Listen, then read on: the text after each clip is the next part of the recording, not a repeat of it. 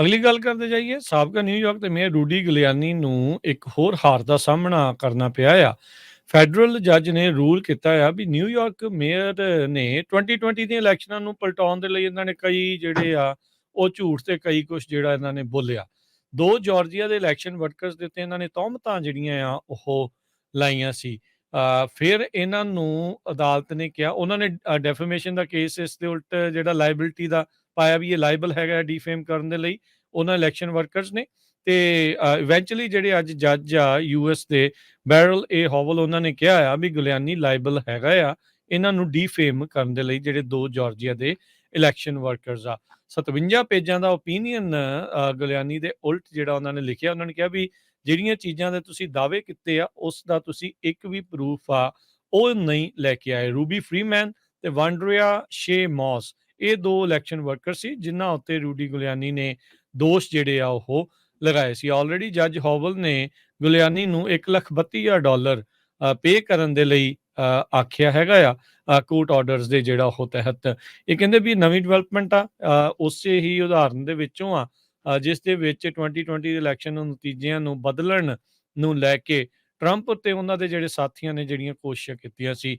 ਇਸ ਤੋਂ ਪਹਿਲਾਂ ਡੋਮੀਨੀਅਨ ਵੋਟਿੰਗ ਸਿਸਟਮ ਨੂੰ ਜਿਨ੍ਹਾਂ ਉੱਤੇ ਇਹਨਾਂ ਨੇ ਦੋਸ਼ ਲਾਏ ਸੀ ਉਹਨਾਂ ਨੂੰ $787 ਮਿਲੀਅਨ ਜਿਹੜੇ ਫੌਕਸ ਨਿਊਜ਼ ਨੂੰ ਦੇਣੇ ਪਏ ਸੀਗੇ ਜਦ ਉਹਨਾਂ ਨੇ ਇਹਨਾਂ ਦੇ ਵੋਟਿੰਗ ਸਿਸਟਮਸ ਦੇ ਉੱਤੇ ਦੋਸ਼ ਜਿਹੜੇ ਉਹ ਘੜੇ ਸੀਗੇ। ਸੋ ਹੁਣ ਦੇਖੋ ਅੱਗੇ ਕੀ ਜਿਹੜਾ ਇਹਦਾ ਹੁੰਦਾ ਆ।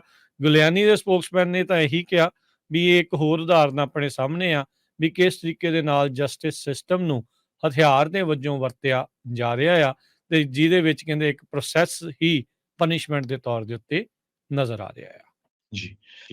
ਅਗਲੀ ਖਬਰ ਨਾਰਦਰਨ ਕੈਲੀਫੋਰਨੀਆ ਦੇ ਵਿੱਚ ਸੈਕਰਾਮੈਂਟੋ ਵੈਲੀ 'ਚ ਖਾਸ ਕਰਕੇ ਅੱਜ ਕਾਫੀ ਜ਼ਿਆਦਾ ਧੂੰਆਂ ਰਿਹਾ ਤੇ ਸਵੇਰੇ ਹੀ ਕਹਿੰਦੇ ਬਹੁਤ ਜ਼ਿਆਦਾ ਏਅਰ ਕੁਆਲਿਟੀ ਬੈਡ ਹੋ ਗਈ ਸੀ, ਅਨਹੈਲਥੀ ਸੀਗੀ ਏਅਰ ਕੁਆਲਿਟੀ ਇਨ ਸੈਕਰਾਮੈਂਟੋ ਲਿਸਟ ਕੀਤੀ ਗਈ ਅਨਹੈਲਥੀ ਸਵੇਰੇ 7 ਵਜੇ।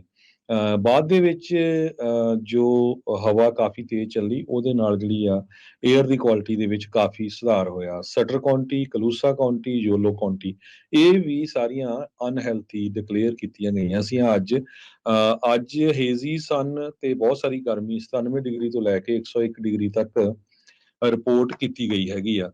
ਗੁੱਡ ਨਿਊਜ਼ ਇਹ ਆ ਵੀ ਅੱਜ ਹੁਣ ਇਸ ਟਾਈਮ ਜੋ ਏਅਰ ਕੁਆਲਿਟੀ ਆ ਉਹ ਕਾਫੀ ਇੰਪਰੂਵ ਹੋ ਗਈ ਆ ਤੇ ਕੱਲ ਨੂੰ ਹੋਰ ਵੀ ਇੰਪਰੂਵ ਹੋ ਜੂਗੀ ਕਿਉਂਕਿ ਵਿੰਡਸ ਕਾਫੀ ਜਿਹੜੀਆਂ ਚੱਲਣੀਆਂ ਹੈਗੀਆਂ ਆ। ਸੋ ਏਅਰ ਕੁਆਲਿਟੀ ਕਿਉਂਕਿ ਫਾਇਰ ਵਾਲਾ ਸੀਜ਼ਨ ਹੈਗਾ ਆ ਤੇ ਏਅਰ ਕੁਆਲਿਟੀ ਦੇ ਵਿੱਚ ਗਰਮੀਆਂ ਆ ਬਹੁਤ ਜ਼ਿਆਦਾ ਜਿਹੜਾ ਅਸਰ ਪੈ ਰਿਹਾ ਹੈਗਾ। ਜੀ